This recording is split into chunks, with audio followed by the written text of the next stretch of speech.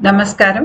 ఈరోజు వీడియోలో నేను మాట్లాడబోయే అంశం ఏమిటి అంటే, ఒక కుటుంబంలో ఒక తరం నుంచి ఇంకో తరానికి DNA ద్వారా క్షోభ, మానసిక వేదన అనేది ఏ రకంగా వెళ్తుంది? దీన్ని మనం మార్చుకోగలమా లేదా? అంతేకాకుండా తల్లిదండ్రుల ఉద్దేశ్యాలు అంటే వాళ్ళ పిల్లల పట్ల వాళ్ళ ఉద్దేశాలు, అవి సదుద్దేశాలు అవ్వచ్చు, దురుద్దేశాలు అవ్వచ్చు. వీటి ప్రభావం పిల్లలు వాళ్ళ జీవితం మీద, వాళ్ళు తర్వాత భవిష్యత్తులో వాళ్ళని దురదృష్టం వరిస్తుందా, అదృష్టం వరిస్తుందా, వాళ్ళకి పరిస్థితులు అనుకూలంగా ఉంటాయా, ప్రతికూలంగా ఉంటాయా, వీటన్నింటి మీద తల్లిదండ్రుల ఉద్దేశాలు ఏ రకంగా వాటిని ప్రభావితం చేస్తాయి అనేది ఈరోజు నేను మాట్లాడతాను.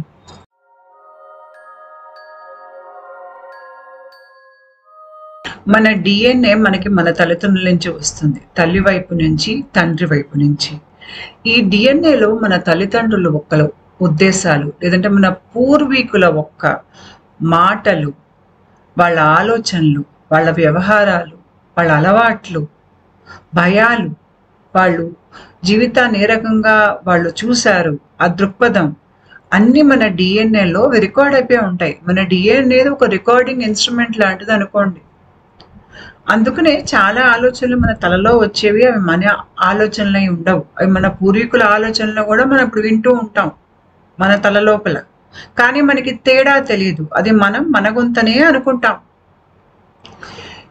కాబట్టి ఏవైతే గొంతులు మీకు చాలా మటుకు మీ ప్రమేయం లేకుండా మీ తలలో మీకు వినిపిస్తున్నాయో అవన్నీ మీ పూర్వీకుల భయాలు, వాళ్ళ కోరికలు, వాళ్ళ అలవాట్లు, వాళ్ళ ప్రవర్తనలు, వాళ్ళ ద్వేషాలు, బహుశా అవి మీ ఆలోచనలుగా వస్తున్నాయి. కాబట్టి అది మీకు ఆ విషయం తెలియదు కాబట్టి ఆలోచన మీ ఆలోచనే అని మీరు అనుకుంటారు. నాకెందుకు నెగిటివ్ థింకింగ్ ఉంది, నేనేం ఆలోచించని, నాకు అలాంటి ఉద్దేశం లేదు అన్నా కూడా మీకు అలాంటివి మీ ప్రమేయం లేకుండా వస్తున్నాయి అంటే అవి మీ సబ్కాన్షియస్ మైండ్ నుంచి వస్తున్నాయి.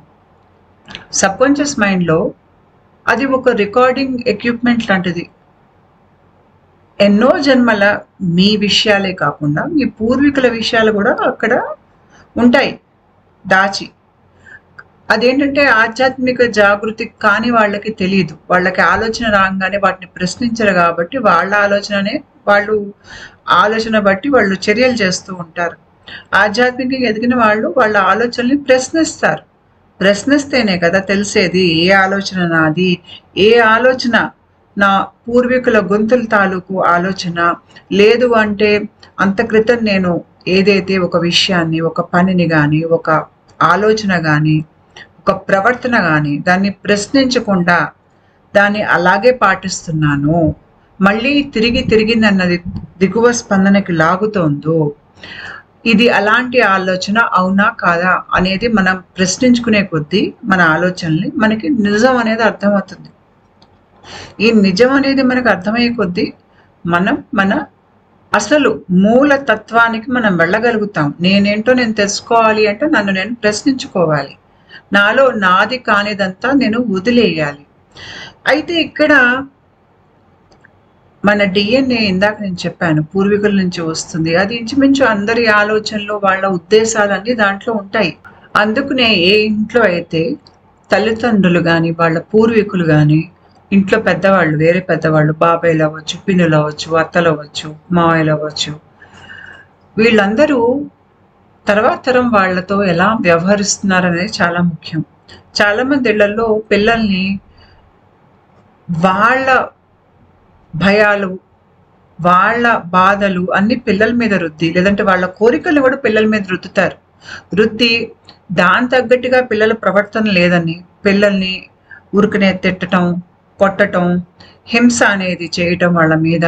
అంటే ఉదాహరణకి మార్క్స్ ఇంతే వచ్చాయి, ఇంత తక్కువ ఎందుకు వచ్చాయి, పక్కింటి వాడికి ఇంత వచ్చాయి, నీకెందుకు రాలేదని పిల్లల్ని అనవసరంగా 10 మంది ముందు నించోపెట్టి వాళ్ళని తూలనాడటం, వాళ్ళని కొట్టటం, హింసించటం. లేదు అంటే ప్రతి చిన్న విషయాన్ని, ఎందుకంటే ఒక వయసులో పిల్లలకి తెలిసి తెలియక కొన్ని పనులు చేస్తారు. ఎందుకంటే పెద్దవాళ్ళకి ఉన్నంత విచక్షణ పిల్లల్లో ఉండదు. వాళ్ళకి మానసికంగా వాళ్ళ బ్రెయిన్ సెంటర్స్ అని పూర్తి స్థాయిలో పనిచేయట్లేదు. కొన్ని సార్లు వాళ్ళకి మంచి చెడు మధ్యలో వాళ్ళకి ఆ తేడా తెలియదు. వాళ్ళు పెద్దవాళ్ళు ఏం చేస్తే అది చూసి అనుకరిస్తారు. ఎందుకంటే వాళ్ళ దృష్టిలో పెద్దవాళ్ళకంతా తెలుసు కాబట్టి, వాళ్ళకి పెద్దవాళ్లే దైవంతో సమానం కాబట్టి, పెద్దవాళ్ళు ఏం చేస్తే పిల్లలు అది చూసి దాన్ని చేస్తారే తప్ప, చాలా మంది పిల్లలకి సొంత నిర్ణయాలు, సొంత ఆలోచనలు, తప్పు ఒప్పు ఆ తేడా తెలియటానికి ఇంచుమించు వాళ్ళకి చాలా మందికి ఒక సొంత వ్యక్తిత్వం అనేది ఏర్పడటానికి, ఆ వ్యక్తిత్వాన్ని బయట లోకానికి వ్యక్తపరిచి ఇది నేను కాదు, ఇది నేను, ఇది నా తత్వం అని తెలుసుకుని బయటికి మాట్లాడటానికి ఇంచుమించు 29-30 ఏళ్లకి పిల్లాడి లేకపోతే అమ్మాయిది కానీ అబ్బాయిది కానీ అసలు తత్వం లోకానికి వ్యక్తం అవుతుంది. అది కూడా ఏంటి, వాళ్ళు గనక వాళ్ళ తల్లిదండ్రుల ప్రభావంలో ఉన్నారనుకోండి, అప్పుడు కూడా వాళ్ళ మూలతత్వం బయటికి రాదు. ఎంతసేపటికి మా అమ్మ మా నాన్న అని వాళ్ళ ఆలోచనలే వాళ్ళు వాళ్ళ మీద రుద్దుకొని లోకంలో బయట ప్రవర్తిస్తారు. అయితే ఏ ఇంట్లో అయితే తల్లిదండ్రుల ఒక ఉద్దేశాలు పిల్లల పట్ల సరిగ్గా ఉండవు, అంటే ఏదైనా తప్పు చేస్తాడేమో చూద్దాం, తిడదాం, కొడదాము, నిందలు మోపుదాము, లేదంటే పిల్లాన్ని 10 మందిలో నించోపెట్టి అవమానిద్దాము, ఇన్నే మార్కులు వచ్చాయి, లేదంటే పిల్లాన్ని తక్కువ చేసి మాట్లాడటం, పిల్లవాడు భయపడి అమ్మ నాన్న కొడతారని ఒక విషయాన్ని దాస్తే ఆ విషయం అమ్మ నాన్నకు తెలిస్తే పిల్లాన్ని ఇంకా అంతకన్నా ఘోరంగా కొడతారు. సో ఇలాంటి పనులన్నీ చేస్తున్నప్పుడు ఏంటంటే తల్లిదండ్రులు పిల్లల్ని చెడ్డవాళ్ళగా ముద్ర వేస్తున్నారు. 10 మందికి చెడ్డవాళ్ళని చెప్తున్నారు. నా కొడుకు చెడిపోయాడు, ఈ వయసులోనే ఇలా ఉంటే పెద్ద అయ్యాక ఏమవుతాడు, వీళ్ళు మమ్మల్ని ముసలితనంలో చూసుకుంటారా, ఇలాంటి మాటలు పిల్లల్ని మనసుల్ని గాయపరిచే మాటలు చాలా మంది తల్లిదండ్రులు మాట్లాడతారు. ప్రతి చిన్నదానికి వాళ్ళ జీవితంలో ఏదో జరిగిపోతే ఇదిగో వీడు పుట్టాక అయ్యింది, లేకపోతే ఇది పుట్టాక నాకు నా జీవితం నాశనం అయిందని ఏడ్చే తల్లిదండ్రులు ఉంటారు. బాస్ కనుక ఆఫీస్లో తిడితే ఆ కోపాన్ని వచ్చి పిల్లల్ని కొట్టి పిల్లల మీద తీర్చుకునే తల్లిదండ్రులు ఉంటారు. పిల్లల్ని వీలైనంత వరకు శిక్షించటం, వాళ్ళని 10 మందిలో చెడుగా నించోపెట్టడం, వాళ్ళని అనుమానించటం, వాళ్ళని అవమానించటం, ఇదంతా ఏంటంటే క్రమశిక్షణ పేరుతో. నేను పెద్దవాడిని, నేను కొట్టి తిట్టి నిన్ను హింసిస్తే నువ్వు పడుండాలి అంటే ఇక్కడ తల్లిదండ్రులకి పిల్లల మీద గౌరవం లేదు. ఇక్కడ తల్లిదండ్రుల ఉద్దేశాలు పిల్లల పట్ల సరైన ఉద్దేశాలు లేవు. ఇక్కడ ప్రతిసారి తల్లిదండ్రులు పిల్లల్ని అనుమానంగా చూస్తారనమాట. ముఖ్యంగా చాలా మంది ఇళ్లలో ఆడపిల్లల్ని చాలా అనుమానంతో చూస్తారు.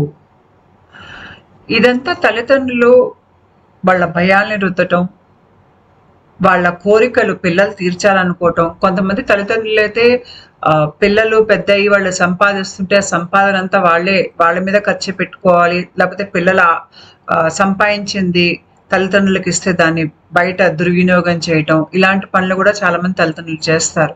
పిల్లల పేరున అప్పులు చేసేయటం, లేకపోతే ఇంటి మీదకి గొడవలు తెచ్చి పిల్లలకి పరువు పోయేటట్టు చేయటం, ఇలాంటివి చాలా మంది ఇళ్లలో జరుగుతాయి. అయితే ఇలాంటి ఇళ్లలో ఏంటంటే తల్లిదండ్రుల ఒక ఉద్దేశాలు పిల్లల పట్ల సరిగ్గా ఉండవు. ఎప్పుడైతే తల్లిదండ్రుల ఉద్దేశాలు పిల్లల పట్ల సరిగ్గా ఉండవో, అంటే ఇది అన్ని పరిస్థితుల్లో అందరూ తల్లిదండ్రులు ఇలాగే చేస్తారని అనట్లేదు. చాలా మంది తల్లిదండ్రులు పిల్లల్ని చాలా ప్రేమగా చూసుకుంటారు. వాళ్ళు నా పిల్లాడు బాగుండాలి, నా కూతురు బాగుండాలనే కోరుకుంటారు. అలాంటి తల్లిదండ్రుల గురించి నేను ఇక్కడ మాట్లాడట్లేదు. కొంతమంది వాళ్ళు ఏంటంటే పిల్లల్ని ప్రతి నిమిషం అంచనా వేస్తూ ఉంటారు. ఎప్పుడు ఏదైనా తప్పు చేస్తాడేమో చూద్దాము, లేకపోతే తప్పు చేస్తుందేమో చూద్దాం, తప్పు చేయంగానే వాళ్ళని శిక్షించటం, దండించటం, ఇవన్నీ చాలా మంది ఇళ్లలో జరుగుతాయి. అయితే కొంతమంది ఇళ్లలో అయితే పిల్లలకి వాళ్ళు ఆస్తి ఇవ్వటానికి కూడా తల్లిదండ్రులు ఇష్టపడరు. అంటే కన్న పిల్లలు చాలా దుఃఖంలో ఉండి ఆర్థిక ఇబ్బందుల్లో ఉన్నా కూడా తల్లిదండ్రుల దగ్గర చాలా డబ్బున్నా కూడా ఇవ్వరు. ఎందుకు ఇవ్వరు అంటే వాళ్ళు పిల్లల్ని వాళ్ళు పోటీగా చూస్తారు. అంటే సొంత కొడుకుతో పోటీలో ఉంటారు, సొంత కూతురుతో పోటీలో ఉంటారు. కొంతమంది తల్లులు అయితే కూతురుతో అందంలో పోటీ చేస్తారు. అంటే కూతురు తనకన్నా అందగతి అయితే తీసుకోలేరు, వీళ్ళందరికీ కూతురికి నువ్వు బాలేదు అని చెప్తారు. 10 మందిలో ఎవరైనా ఒకవేళ మీ అమ్మాయి బాగుంది అంటే గనక అంటే అప్పుడు నా కూతురు కాబట్టి అందంగా ఉందని చెప్పుకుంటారు గానీ, ఆ కూతురుతోనే పోటీలో ఉన్నప్పుడు వాళ్ళకి కూతుర్ని బాగుండాలని కోరుకోరు. చాలా మంది తల్లిదండ్రులు పిల్లలకి వాళ్ళ ప్రేమని కూడా పంచరు. కరుణని కూడా పంచరు పిల్లలతో. కొట్టడానికి చాలా తొందరగా చేతులు పైకి లేస్తాయి కానీ, ప్రేమగా దగ్గర తీసుకుని, హద్దుకుని పిల్లలతో నువ్వు నాకు చాలా ముఖ్యం. నువ్వంటే నాకు చాలా ప్రేమ అని కనీసం జీవితంలో ఒక్కసారి కూడా ఆ రకంగా అర్థం వచ్చేటట్టుగా కూడా ఏ చర్య చెయ్యరు కొంతమంది తల్లిదండ్రులు. ఇలాంటి తల్లిదండ్రులంతా ఎక్కువగా వీళ్ళకి నార్సిసిస్టిక్ పర్సనాలిటీ డిజార్డర్ ఉంటుంది. వీళ్ళకి వాళ్ళు పిల్లల్ని బాగా పెంచేస్తున్నాం అనుకుంటారు. వాళ్ళకి మనం గనక చెప్పినా కూడా నచ్చదు వాళ్ళకి. మాకు తెలుసు మా పిల్లల్ని ఎలా పెంచుకోవాలని అంటారు కానీ, వాళ్ళేదో చాలా కష్టపడిపోయి పిల్లల్ని పెంచేసినట్టు, ఆ పిల్లవాడు పెద్దయ్య వాళ్ళని పట్టించుకోనట్టు ఇట్లాగే ఉంటాయి వాళ్ళ మాటలు, వ్యవహారాలు అన్నీ అన్నమాట. అయితే ఇక్కడ నేను ఇందాక చెప్పినట్టుగా వీళ్ళు పిల్లలకి ధన సహాయం కూడా చెయ్యరు పెద్దయ్యాక. నాకు తెలిసిన ఒక వ్యక్తి ఉన్నారు. అతనికి వాళ్ళ అమ్మ అంటే చాలా ఇష్టం. కాకపోతే ఆ తల్లికి ఈ నార్సిసిస్టిక్ పర్సనాలిటీ డిజార్డర్ ఉంది. వాళ్ళు బాగా ఆస్తిపరులు, మంచి పెద్ద ఇల్లు, ధనం అంతా ఆవిడకు ఉంది. ఆవిడ వితంతువు తల్లి. అయితే కొడుకుకి పెళ్లి చేశాక, కోడలు వచ్చాక ఈవిడ ఏంటంటే కొడుకు కోడలు ఇంట్లో అంటే ఈవిడకి ఇష్టం లేదనమాట. వాళ్ళు పైన ఫస్ట్ ఫ్లోర్లో ఉండేవారు. అయితే ఫస్ట్ ఫ్లోర్ అద్దె నాకు పోతోంది, మీ మూలంగా ఇల్లు ఖాళీ చేసామని గొడవ చేసేది ఆవిడ. అయితే కొడుకు ఇల్లు ఖాళీ చేయకుండా తనకు ఆర్థిక ఇబ్బందులు ఉన్నాయి, ఖాళీ చేయలేక అక్కడే ఉండి రోజు వాళ్ళ అమ్మతో తిట్టించుకునేవాడు. అయితే అతనికి 2 పిల్లలు పుట్టాక ఆ పిల్లలు కొద్దిగా స్కూల్కి వెళ్ళే సమయానికి అతనికి క్యాన్సర్ వచ్చింది. క్యాన్సర్ వచ్చి ఆయన హాస్పిటల్లో ఉంటే ఆ తల్లి కనీసం ఆ కొడుకు కోసం ట్రీట్మెంట్ కోసం డబ్బులు ఇవ్వలేదు. కోడలు తన చేతనంతా తను నగలమ్మి ఏదో చేసి వైద్యం చేయించింది కానీ ఆయన బ్రతకలేదు. చనిపోయాక అత్తగారు అంటే ఈ అబ్బాయి తల్లి కోడల్ని, ఆ 2 పిల్లల్ని బలవంతంగా ఇంట్లోంచి బయటికి ఖాళీ చేయించేసింది. ఎందుకు అంటే ఈ ఆస్తి అంతా నాది, నేను ఎవరికి ఇవ్వను. ఇలా చేసే తల్లిదండ్రులు కూడా ఉంటారు. ఇలాంటి వాళ్ళు విపరీత ధోరణి అనుకోండి, అందరూ మరి ఈ స్థాయిలో ఉండరు. కాకపోతే ఏంటంటే ఇట్లాంటి పూర్వీకులు మనకు ఉన్నారో లేదో మనకి తెలియదు. మనకేదో మన అమ్మ నాన్న కనిపిస్తున్నారు, తాతయ్య కనిపిస్తున్నారు, అమ్మమ్మ కనిపిస్తోంది, బామ్మ కనిపిస్తోంది కానీ అంత క్రితం తరాల వాళ్ళు ఎలా ఉన్నారో మనకి తెలియదు.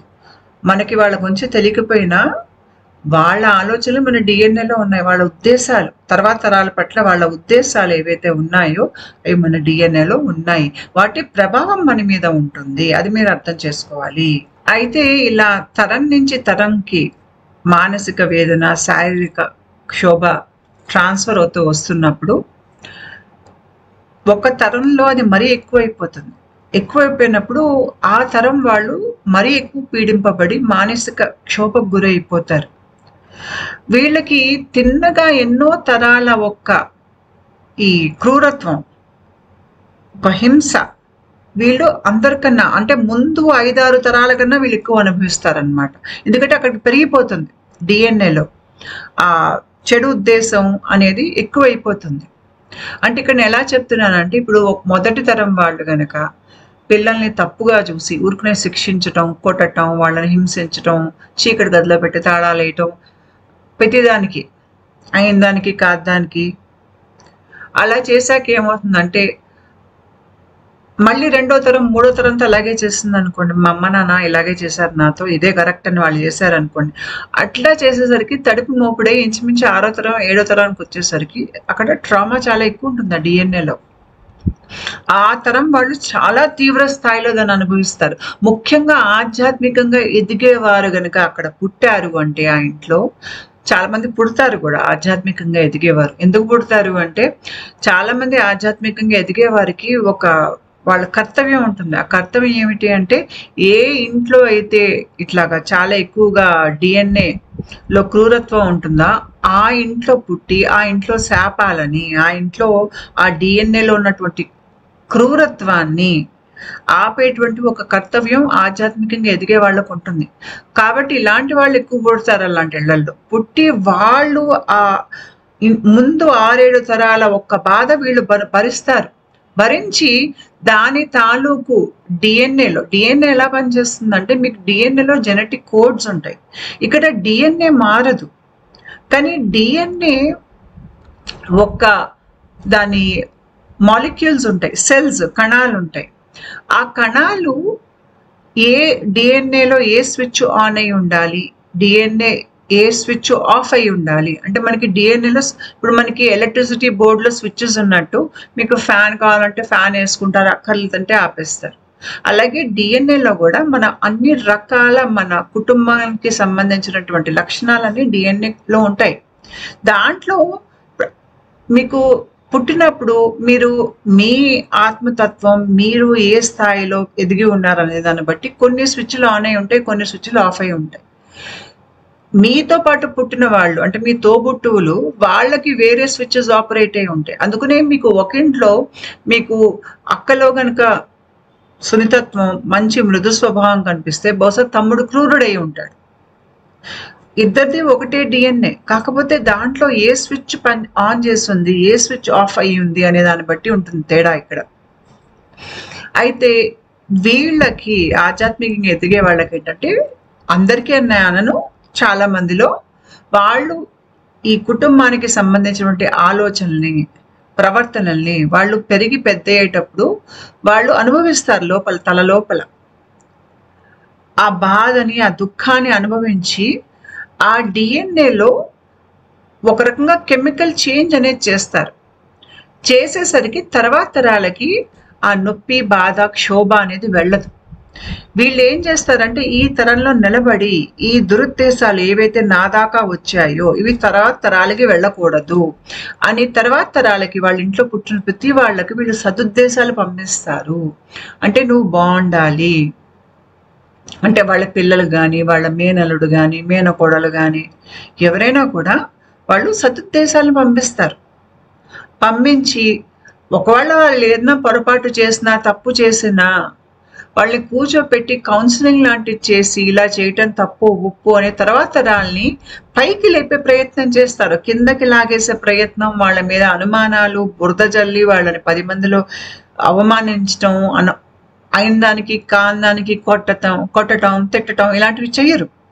చెయ్యకుండా వాళ్ళ తర్వాత తరాల్ని, అక్కడ పుట్టిన పిల్లల్ని చాలా మర్యాదగా, గౌరవంగా ఉంటారు. వాళ్ళతో ఉండి వాళ్ళ జీవితంలో పైకి లేపుతారు ప్రతి ఒక్కరిని వాళ్ళు. ఇలాంటి వాళ్ళు ఒక కుటుంబంలో పుట్టినప్పుడు ఈ క్రూరత్వం ఏదైతే డిఎన్ఏలో ఒక తరం నుంచి ఇంకో తరానికి వెళ్తోందో అది ఇక్కడ ఆగిపోతుంది. ఆగిపోయేసరికి తర్వాత తరంలో ఆధ్యాత్మికంగా ఎదిగిన వాళ్ళు పుట్టగలుగుతారు. మామూలుగా ఏమవుతుందంటే, డిఎన్ఏలో క్రూరత్వం ఎక్కువైపోయింది అనుకోండి తరతరానికి, ఆఖరికి అక్కడ ఆ ఇంట్లో నార్సిసిజము, సైకోపతి, సోషియోపతి అలాంటి వాళ్ళే పుడతారు.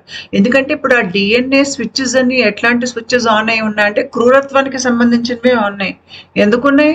వాళ్ళ పూర్వీకులు ఎంతసేపటికి పిల్లల్ని ఏ రకంగా శిక్షిద్దామా, వాళ్ళ మీద ఎలా ఆరోపణలు చేద్దామా, వాళ్ళని ఎలాగా చెడుగా నించోబెడదామా, వాళ్ళకి వ్యతిరేకంగా ఏదైనా చిన్నగా ఏదైనా సాక్ష్యం దొరికింది, లేకపోతే ఎవరైనా వచ్చి వ్యతిరేకంగా వాళ్ళ మీద చాడీలు చెప్పారంటే వెంటనే వాళ్ళ నుంచే పెట్టి కుట్టేసేయటం వాళ్ళని, పిల్లల్ని.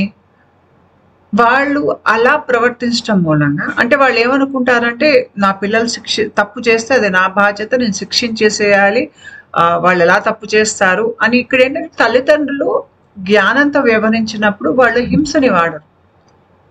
ఎక్కడైతే తల్లిదండ్రులు వాళ్ళ బాధలు, వాళ్ళ భయాలు, అజ్ఞానంలో ఉన్నారో వీళ్ళే హింసని వాడతారు. ప్రతి చిన్నదానికి పిల్లల్ని హింసిస్తారు. పిల్లలు ఏంటంటే అక్కడ అశక్తులు, వాళ్ళు ఏమీ చేయలేదు తిరిగి చిన్న వయసులో. వాళ్ళు తల్లిదండ్రుల కనికరం మీదే బ్రతికి ఉంటారు అక్కడ. పైగా తల్లిదండ్రులు ఏం చెప్తారో ఆ మాటలు పిల్లల మనసుల్లో లోతుగా నాటుకుని పోతాయి. ఉదాహరణకి తల్లి గనక కూతురుతో నువ్వు చెడ్డదానివి అని, లేకపోతే కొడుకుతో నువ్వు చెడ్డవాడివి అని చెప్పింది అనుకోండి, తండ్రి అయినా కూడా రోజు ఇదే చెప్పారనుకోండి, పెద్దవుతున్నప్పుడు ఆ పిల్లలు వాళ్ళని వాళ్ళు చెడ్డవాళ్ళు అనుకుంటారు. వాళ్ళ మీద వాళ్ళకి మంచి అభిప్రాయం ఉండదు. నేను చెడ్డవాడిని అనుకొని బ్రతుకుతారు వాళ్ళు. ఒక వయసు వచ్చాక చుట్టుపక్కల వాళ్ళందరితో పోల్చుకున్నాక వాళ్ళకి అర్థమయ్యేది ఏంటి అంటే, చుట్టుపక్కల నాకన్నా చాలా చెడ్డవాళ్ళు ఉన్నారు. ఇంకా వాళ్ళతో పోలిస్తే ఇంకా నాలోనే కాస్త కరుణ అనేది ఉందనేది పిల్లలకి పెద్దయ్యాక అర్థమవుతుంది. అర్థమయ్యేప్పుడు వాళ్ళకి తెలుస్తుంది నేను అంత చెడ్డవాడిని కాదు, మా అమ్మ నాన్న నా మీద చెడ్డగా ముద్రేశారు అని చెప్పి. సో చాలా మంది తల్లిదండ్రులు అంటే పిల్లలకి వాళ్ళలో ఉన్న సుగుణాలు తెలియనివ్వరు. ఎందుకంటే ఎంతసేపటికి వాళ్ళని శిక్షిద్దాం అనే ఉద్దేశంతో తల్లిదండ్రులు పిల్లలకి చూసినప్పుడు క్రమశిక్షణ పేరుతో వాళ్ళని కట్టుదిట్టాల్లో పెట్టినప్పుడు పిల్లలకి ఏంటంటే భయంలో ఉండిపోయి వాళ్ళ లోపల ఉన్నటువంటి మంచి వాళ్ళకి తెలియదు. వాళ్ళు లోపల కొన్ని కళలనే ఉంటాయి. వాళ్ళు లోకాన్ని చూసే విధానం, ఒక విధానం ఏదైతే ఎన్నో జన్మల మీదుగా ఒక వ్యక్తిత్వం అనేది ఏర్పడిందో ఆ వ్యక్తిత్వాన్ని వ్యక్తపరిచే విధానం ఒకటి వాళ్ళల్లో ఉంటుంది. దాని తాలూకు మంచి విషయాలు వాళ్ళల్లో ఉంటాయి. అది ఎప్పటికీ ఆ పిల్లలకి తెలియదు. ఎందుకంటే వాళ్ళు తల్లిదండ్రులను చెడ్డవాడివి లేదంటే చెడ్డదానివి అని ముద్ర వేసినందుకు ఆ గొంతులే వాళ్ళకి లోపల నడుస్తూ ఉంటాయి తల్లోపల. కాబట్టి వాళ్ళని కూడా వాళ్ళు చెడ్డవాళ్ళని అనుకుంటారు. ఎవరైతే ఏ ఇళ్లల్లో అయితే పిల్లల పట్ల ఇలాగా తల్లిదండ్రులు నిత్యం పిల్లల్ని కోపంగా చూడటం, చికాకు పడటం, వాళ్ళతో మృదువుగా మాట్లాడకుండా వాళ్ళని ప్రతి చిన్నదానికి కసురుకోవటం, తిట్టటం, వాళ్ళకి ప్రేమని పంచివ్వకుండా ఆ ఇంట్లో ఎంతసేపటికి తల్లిదండ్రులు మధ్యలో పిల్లలు బిక్కు బిక్కుమంటూ భయపడుతూ బ్రతుకుతారు. అలాంటి ఇంట్లో ఉన్నప్పుడు ఏమవుతుందంటే తల్లిదండ్రుల్లో ఒక చెడు ఉద్దేశం నిత్యం పిల్లల మీదకి వెళ్తుంది. అదే డిఎన్ఏలో ఉంటుంది అది, ఆ కనెక్షన్. ఆ వెళ్ళినప్పుడు ఏమవుతుందంటే ఆ తల్లిదండ్రుల ఒక దురుద్దేశానికి లేదంటే ఉద్దేశాలు సరిగ్గా లేనందుకు పిల్లల పట్ల ఈ పిల్లలు పెద్ద అయ్యాక వీళ్ళ ఆరిక్ ఫీల్డ్ సరిగ్గా పనిచేయదు. ఈ ఆరిక్ ఫీల్డ్ అంటే ఇది వ్యానవాయువు మన ఒంటి చుట్టూ తిరుగుతుంది. ఇది మనల్ని రక్షిస్తుంది, కాపాడుతుంది. మన జీవితంలో కొత్త అవకాశాలు రావడానికి, మనకి అదృష్టం వరించటానికి, మనం ఆనందంగా జీవితాన్ని అనుభవించగలిగేటువంటి శక్తి మనలో ఉండటానికి, మన మీద మనకి నమ్మకం, మన జీవితం శారీరకంగా మానసికంగా ఆరోగ్య స్థితిలో పనిచేయడానికి ఆరిక్ ఫీల్డ్ బాగా పనిచేయాలి. ఈ ఆరిక్ ఫీల్డ్ సరిగ్గా పనిచేయదు ఆ పిల్లల్లో. ఎందుకంటే కాన్స్టెంట్గా తల్లిదండ్రులు పిల్లల్ని ఇట్లాగా వాళ్ళని శిక్షిద్దాం అనే ఒక ఉద్దేశంతో క్రమశిక్షణ పేరుతో అట్లా కాఠిన్యంగా పిల్లల్ని కేసి చూస్తూ అదే ఆలోచనని పిల్లలకి నిత్యం వాళ్ళు పంపిస్తున్నారు. కాబట్టి ఆరిక్ ఫీల్డ్ పిల్లలు సరిగ్గా పనిచేయదు. అంటే వాళ్ళకి మన శ్రీరామ రక్ష అంటాను చూడండి, అది వాళ్ళకి కుచించుకుంటుంది. అది అంత బలంగా వాళ్ళ ప్రవహించదు. అలాంటప్పుడు ఏమవుతుందంటే వీళ్ళు పెద్ద అయ్యాక ఈ పిల్లలకి ఇంకా వీళ్ళని పీడించే వాళ్ళ జీవితంలోకి రావటం, వాళ్ళు బయట నుంచి మానసిక శారీరక క్షోభకి గురయ్యేటువంటి పరిస్థితులు వాళ్ళ జీవితంలో రావటం, వాళ్ళకి దురదృష్టం వస్తుంది, వాళ్ళకి అదృష్టం వరించదు. ఎటువైపు వెళ్ళినా కూడా దురదృష్టమే వస్తుంది వాళ్ళకి. అంతేకాకుండా ఆర్థిక ఇబ్బందులు, ఆరోగ్య సమస్యలు, వాళ్ళకి పెళ్లిళ్ళలో సమస్యలు, చాలా అవకాశాలు చేయదాకా వచ్చి చేజారిపోతాయి.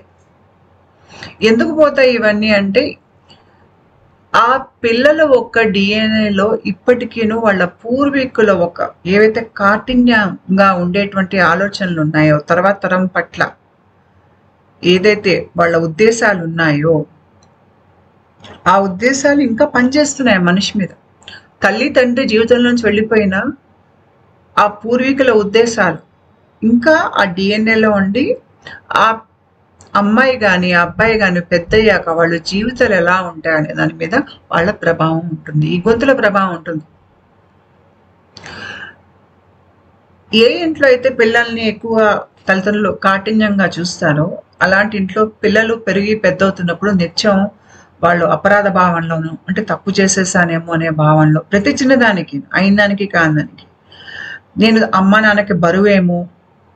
కొంతమంది అయితే అమ్మా నాన్నలు అయితే పిల్లల్ని ఏదో వాళ్ళు బరువులాగా చూస్తారు, ముఖ్యంగా ఆడపిల్లల్ని. అదేదో చాలా మంది ఇళ్లలో చూసాను నేను, ఏదో గుండెల మీద భారంలాగా చెప్తూ ఉంటారు ఆడపిల్లల గురించి. ఇప్పుడు అమ్మాయిలు ఏమనుకుంటారు, వాళ్ళు భారమేమో అమ్మ నాన్నకు అనుకుంటారు. లేదంటే ఆ ఇంట్లో పిల్లలు బిక్కు బిక్కుమంటూ నాన్న ఎప్పుడు కొడతాడో తర్వాత భయంతో మంచాల కింద దాక్కుని వాళ్ళకి భద్రత అనేది అనిపించదు. నేను భద్రంగా ఉన్నానన్న భావన ఉండదు వాళ్ళకి వాళ్ళ ఇంట్లో. పైగా వాళ్ళకి ఏమనిపిస్తుంది, నాకు అర్హత లేదు, నేను చెడ్డవాడిని లేకపోతే చెడ్డదాన్ని, ప్రతి తప్పు నా మూలంగానే జరిగిపోతుంది, నేనే అన్నింటికి కారణం అని వాళ్ళ మీద వాళ్ళకి ద్వేషం కలుగుతుంది. వాళ్ళ జీవితం వాళ్ళు ఎందుకు పుట్టామని వాళ్ళ బాధపడతారు. ఈ ఈ రకం బాధతో పెరిగి పెద్ద అయినటువంటి పిల్లలు ఉంటారు చూడండి, వాళ్ళు పెద్ద అయ్యాక కూడా, ముఖ్యంగా వాళ్ళకి 50-60 ఏళ్ళు ఆ వయసుకు వచ్చాక పూర్వీకుల గొంతులు వాళ్ళ తలలో తిరుగుతూ ఉంటాయి. వాళ్ళని ప్రశాంతత లేకుండా వాళ్ళు జీవితం గడుపుతారు. చాలా మంది 50 ఏళ్ళు దాటాక ఏమవుతుందంటే మనకి ఇంచుమించు మన పూర్వీకుల గొంతులు ఎక్కువ వినిపించడం మొదలుపెడతాయి.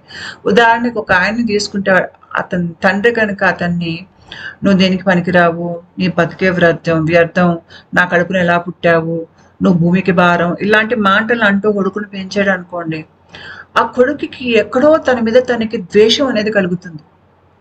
తన ఉనికి మీద ద్వేషం కలుగుతుంది కొడుకుకి. బహుశా వయసులో ఉన్నప్పుడు ఏంటంటే పెళ్లి, పిల్లలు, ఉద్యోగం అలాంటి బాధ్యతలు ఉన్నప్పుడు ఆ బాధ్యతలో పడి కొట్టుకుపోతూ ఈ విషయాలు ఎక్కడో కిందకి వెళ్ళిపోతాయి, వెనక మనసులో పొరల్లోకి లోపలికి వెళ్ళిపోతాయి ఈ విషయాలు. కొద్దిగా 50 ఏళ్ళు దాటాక వాళ్ళు ఏదైతే బయట వాళ్ళు పిల్లల్ని పెంచడం ఆ బాధ్యతలంతా అయిపోయాక కొద్దిగా వాళ్ళకు తేలికపడ్డాక ఈ అణిచిపెట్టిన గొంతులని మళ్ళీ అప్పుడు తిరిగి బయటకు వస్తాయి. అప్పుడు గుర్తుకొస్తుంది తండ్రి అన్న మాట, తనకి తన మీద ఉన్నటువంటి ద్వేషం అన్నీ అప్పుడు బయటకు వస్తాయి.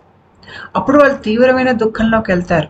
ప్రతి చిన్న విషయం వాళ్ళకి ఎట్లా వినిపిస్తుందంటే, ఏ తప్పు జరిగినా కూడా మా నాన్న కరెక్టే చెప్పాడు, నాకు అంత తెలివి లేదు, నాకు అంత ధైర్యం లేదు అంటే అన్నింటికి నేనే కారణం, నేను దురదృష్టవంతుణ్ణి, నా పుట్టికే వ్యర్థం, ఇలా ఆలోచించి డిప్రెషన్లోకి వెళ్ళేవాళ్ళు కూడా చాలా మంది, ఆడవాళ్ళు మగవాళ్ళు ఇద్దరు ఉంటారు. పైగా కొంతమంది తల్లులు అయితే కూతుళ్ళతో పోటీ పడి, కూతురు అత్తారింట్లో లేదంటే భర్తతో సంతోషంగా ఉందనుకోండి, అది కూడా వాళ్ళు ఓర్చుకోలేరు. అంటే వాళ్ళ భర్తతో వాళ్ళు ఏవో కోరుకున్నారు, ఆ కోరికల వాళ్ళకి తీరలేదు కాబట్టి కూతురికి ఉంటే వాళ్ళకి నచ్చదన్నమాట. లేదు, కోడలికి ఉన్నా కూడా నచ్చదు. చాలా మంది అత్తగారులు కొడుకు కోళ్ళ ఆనందంగా ఉంటే చూసి ఓర్చుకోలేరు. అంటే కోడలు సుఖపడిపోతుందని వీళ్ళకి బాధ అనమాట. ఆ రకంగా కూడా దురుద్దేశాలు వ్యక్తపరుస్తారు తర్వాత తరాలకి. ఇక్కడ తల్లిదండ్రులు అర్థం చేసుకోవాల్సింది, వాళ్ళ తల్లిదండ్రుల స్థానంలో ఉన్న, అత్తమామల స్థానంలో ఉన్నా కూడాను, కొడుకైనా, అల్లుడైనా, కూతురైనా, కోడలైనా వీళ్ళ ఆలోచనలు వాళ్ళ పట్ల సదుద్దేశాలై ఉండాలి. లేదు అంటే ఇది తర్వాత తరాలకి వీళ్ళు ఒక భారం లాగా ఇస్తున్నారు, మానసిక భారం లాగా ఇస్తున్నారు తర్వాత తరాలకి. ఆ విషయం చాలా మందికి అర్థం కాదు. అప్పుడు ఏమవుతుందంటే ఆ పిల్లలు వాళ్ళల్లో ఉన్నటువంటి సృజనాత్మకత, వాళ్ళల్లో ఉన్నటువంటి మంచితనం వాళ్ళకి అర్థం కాదు. వాళ్ళల్లో ఎంత పొటెన్షియల్ ఉందో వాళ్ళకి అర్థం కాదు. ప్రతి చిన్నదానికి వాళ్ళు బ్లేమ్ చేసుకుంటారు. అన్ని చెడ్డ పనులు వాళ్ళ మూలంగా అయిపోతున్నాయి అని అనుకుంటారు. వాళ్ళు నాశనం చేసుకునేటువంటి అలవాట్లు ఉంటాయి. అంటే కొంతమంది ఇది తీసుకోలేక వ్యసనాల వైపు వెళ్ళిపోతారు, సిగరెట్లు కాల్చడం. అంటే వాళ్ళకి జీవితం పట్ల ఒక నిర్లక్ష్య ధోరణి వస్తుంది. ఇప్పుడు కొంతమంది ఇళ్లలో అమ్మా నాన్న బాగానే ఉన్నా పిల్లలకి అక్కడ కూడా వాళ్ళకి వ్యసనాలు ఉంటాయి. ఎందుకు ఉంటాయి ఈ వ్యసనాలు ఇక్కడ అంటే, ఇక్కడ అమ్మా నాన్న ఆధ్యాత్మికంగా ఎదిగిన వారైనా ఆ ఇంట్లో పుట్టినవాడు, తర్వాత తరం వాడు ఇంకా అంత ఆధ్యాత్మికంగా ఎదగని వాడు పుట్టినప్పుడు ఇలాంటి వాళ్ళకి మీరు ఎంత ప్రేమగా ఎంత బాగా చూసుకున్నా కూడా వాళ్ళ అసలు తత్వాన్ని వాళ్ళ లోకానికి వ్యక్తపరుస్తారు. ఇప్పుడు ఒక దేవతల ఇంట్లో రాక్షసులు పుట్టితే దేవతలు రాక్షసుని ప్రేమగానే చూసుకుంటారు. కాకపోతే వాడి తత్వం, రాక్షస తత్వం ఏంటంటే వాడు పెరిగి పెద్దయ్యాక రాక్షస తత్వం అనే వ్యక్తపరుస్తాడు ఆ మనిషి. నేను ఇలాంటివి చెప్పట్లేదు. ఏ ఇంట్లో అయితే ఎక్కువగా తల్లిదండ్రులు పిల్లల్ని పీడించారో నేను వాళ్ళ గురించి చెప్తున్నాను. ఇక్కడ పిల్లలకి ఏంటంటే వాళ్ళ జీవితం వాళ్ళకి పెద్ద విలువైనదిగా అనిపించదు. వాళ్ళ మీదే వాళ్ళకి నిర్లక్ష్య వైఖరి వచ్చేస్తుంది. చాలామంది వ్యసనాల్లో కూరుకుపోవటం, ఆ వ్యసనాల నుంచి బయటపడలేకపోవటం, లేదు అంటే వాళ్ళు ప్రేమ కోసం అని చెప్పి అంటే ఓకే మా అమ్మ నాన్న ప్రేమించలేదు కనీసం నా భార్య లేదా నా భర్త నన్ను ప్రేమిస్తాడు అని చెప్పి, లేదంటే స్నేహితులన్నా ప్రేమిస్తారని వాళ్ళతో అతి ప్రేమ లాంటి ఒక సంబంధాలు పెట్టేసుకోవటం, చుట్టూ ఉన్న వాళ్ళందరూ నన్ను ప్రేమించట్లేదని వాళ్ళు బాధపడిపోవటము. తర్వాత కొంతమంది ఏంటంటే వాళ్ళని వాళ్ళు సరిగ్గా చూసుకోరు, అంటే వాళ్ళ శరీర సంరక్షణ ఇవన్నీ పట్టించుకోరు. వాళ్ళకి ఎంత తీవ్రమైన దుఃఖంలో ఉంటారంటే అన్ని వదిలేసుకుంటారు. ప్రతి చిన్న దానికి వాళ్ళే కారణం అనుకుని వాళ్ళు ఏదో పాపం అపరాధ భావంలో బ్రతికేస్తూ ఉంటారు. కొంతమంది ఏమో జీవితంలో చిన్నప్పుడు వాళ్ళకి మంచి వస్తువులు రాలేదు, వాళ్ళ అమ్మా నాన్నే అడ్డుపడి ఉంటారు. వాళ్ళ అమ్మా నాన్న దగ్గర ఆర్థిక స్థోమత బాగున్నా కూడా వీళ్ళకి అందచేయలేదు. వాళ్ళ అమ్మా నాన్న కొనుక్కున్నారు కానీ పిల్లలకి ఇవ్వలేదు. పిల్లల వరకు వచ్చేసరికి ఎందుకు అంత ఖరీదు పెట్టుకుంటాం అని చెప్పి పిల్లలకి ఏం ఇచ్చి ఉండకపోవచ్చు. అలాంటి పిల్లలు పెద్ద అయ్యాక కూడా వాళ్ళకి స్తోమత ఉన్నా కూడా వాళ్ళు మంచి వస్తువులు వద్దనుకుంటారు, ఎందుకంటే వాళ్ళకి అర్హత లేదనుకుంటారు మంచి వస్తువులకి. తర్వాత కొంతమంది నేను ఎవరి మీద ఆధారపడను, నా కాళ్ళ మీద నేను నిలబడతాను, నేను ఎవరి దగ్గర నేను సహాయం తీసుకోను అని అట్లాగా ఇలా మాట్లాడే వాళ్ళు ఉంటారు. ఇలా మాట్లాడే వాళ్ళు చాలా మందికి నార్సిసిస్టిక్ పేరెంట్స్ ఉంటారు. వాళ్ళ అమ్మా నాన్న వాళ్ళకి ఆపద వచ్చినప్పుడు వాళ్ళని తిట్టడమే కానీ ఆపద వచ్చినప్పుడు వాళ్ళ పక్కన వాళ్ళకి తోడుగా నిలబడలేదు. అప్పుడు పిల్లవాడికి కానీ ఆ పాపకి కానీ ఏమవుతుందంటే మా అమ్మ నాన్న ఎలాగో పట్టించుకోరు, నా సంగతి నేను చూసుకోవాలి, మళ్ళీ నేను జీవితంలో ఎవరి మీద ఆధారపడకుండా నేను బ్రతకాలి అనేది ఒక ఉద్దేశం అక్కడ వచ్చేస్తుంది గట్టిగా బలంగా. ఇలాంటి వాళ్ళు 60 ఏళ్ళు వచ్చినా కూడా ఇలాగే మాట్లాడతారు. అక్కడ మీకు పసిగట్టేయచ్చు మీరు, వీళ్ళ అమ్మ నాన్నకి నార్సిసిజం ఉంది ఆ అబ్బాయి వాళ్ళ అమ్మ నాన్నకి అనేది. తర్వాత వాళ్ళకి ఎలా అనిపిస్తుందంటే అందరూ ఏదో వాళ్ళని దగా చేస్తారేమో, మోసం చేస్తారేమో, నమ్మి నయవంచన చేస్తారేమో. అంతేకాకుండా వీళ్ళకి తల్లిదండ్రుల ప్రవర్తనలో కన్ఫ్యూజన్ వచ్చేస్తుంది. అమ్మా నాన్న అంటే మనల్ని ప్రేమిస్తారు కదా, అంటే ప్రేమ అంటే కాఠిన్యంగా ఉంటుందా అని అనుకుంటారు. అనుకుని చాలా మంది కాఠిన్యంగా ప్రవహించే వాళ్ళని అది ప్రేమ ఇలాగే వ్యక్తం అవుతుందని వాళ్ళని భ్రమలో కూడా ఉంటారు. ఉదాహరణకి నేను కొంతమందిని నేను వింటాను, భర్త కొడితే అది ప్రేమ ఉన్న వాడే కొడతాడు, ప్రేమ లేని వాడు ఎందుకు పట్టించుకుంటాడు, కొట్టడం అంటే అది ప్రేమించడంతో సమానం అని చెప్పేవాళ్ళు ఉంటారు. ఇది నమ్మే పిచ్చివాళ్ళు కూడా ఉంటారు. కాఠిన్యము క్రూరత్వం అది ఎప్పటికీ ప్రేమ కాదు, ఈ విషయం వాళ్ళకి అర్థం కాదు. ఇలా కన్ఫ్యూషన్ వచ్చేస్తుంది, ఏది ప్రేమ కాదు, వాళ్ళు ఎక్కడ వాళ్ళ అవమానాలు పాల్పడుతున్నారు, ఎక్కడ వాళ్ళకి సన్మానం జరుగుతోంది తేడా కూడా తెలుసుకోలేని స్థితిలో ఉంటారు చాలా మంది. తెలియకుండా చాలా చెడ్డవాళ్ళని తర్వాత వాళ్ళ జీవితంలోకి వాళ్ళకి అట్రాక్ట్ అవుతారు. ఎందుకంటే ఎక్కువగా మీరు నెగిటివ్ ఎనర్జీ చుట్టూ ఎక్కువ కాలం ఉన్నారనుకోండి, మీకు ఆ నెగిటివ్ ఎనర్జీ ఒక రకంగా మీకు అలవాటైపోతుంది. అలవాటైపోయేసరికి మళ్ళీ అలాంటి ఎనర్జీ విడుదల చేసే వాళ్ళ చుట్టే వీళ్ళు ఉంటారు. తెలియకుండా మళ్ళీ అలాంటి వ్యక్తుల్ని, నార్సిసిస్టిక్ పర్సనాలిటీ డిజార్డర్స్ ఉన్న వాళ్ళని వాళ్ళ జీవితంలోకి వాళ్ళు ఆకర్షిస్తారు. ఇలాంటి వ్యక్తులకు వాళ్ళకి నమ్మకం ఉండదు. వాళ్ళు ఏం చేస్తున్నా కూడా వాళ్ళని వాళ్ళు నమ్మలేరు. వాళ్ళకి సెల్ఫ్ వర్త్ ఇష్యూస్ ఉంటాయి, అభద్రతా భావాలు ఉంటాయి. ఒకరితో పోల్చుకుని వాళ్ళకి ఎంత ఉన్నా, వాళ్ళు ఎంత తెలివైన వాళ్ళైనా కూడా వాళ్ళని వాళ్ళు తక్కువ చేసేసుకుంటూ ఉంటారు. లేదు అంటే కొన్ని పరిస్థితుల్లో వాళ్ళని ఎక్కువ చేసేసుకుంటూ ఉంటారు. అన్నిటికన్నా ముఖ్యం వీళ్ళకి వాళ్ళ మీద వాళ్ళకి ద్వేషం అనేది చాలా ఎక్కువగా ఉంటుంది. దీని మూలంగా వాళ్ళు ఎవరితో సరిగ్గా సత్సంబంధాలు పెట్టుకోలేరు.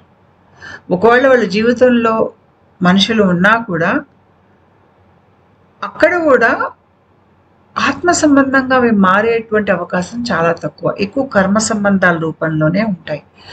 ఈ మనిషిలో ఇంకా ఒక చిన్న పిల్లవాడు, లేకపోతే ఈ స్త్రీలో ఇంకా ఒక చిన్న పాప లోపల ఏడుస్తోంది ఒక మూల కూర్చుని. ఎందుకు ఏడుస్తోంది? చిన్నప్పుడు వాళ్ళ అమ్మ నాన్న తిట్టింది, వాళ్ళ అన్న మాటలు, ఇంకా ఈ మనిషికి 50 ఏళ్ళు వచ్చినా ఆ 50 ఏళ్ల మనిషి లోపల ఇంకా ఒక 5 ఏళ్ల పిల్లాడు ఏడుస్తున్నాడు వాళ్ళ నాన్నన్న మాటలకి. ఆ గొంతులు అక్కడే ఉంటాయి. అయితే ఇందాక నేను చెప్పినట్టుగా ఒక తరానికి ఇంచుమించు ఒక 5, 6 తరాలు దాటిపోయాక అక్కడికి ఎక్కువైపోతుంది కాఠిన్యం. క్రూరత్వం ఎక్కువైపోతుంది డీఎన్ఏలో.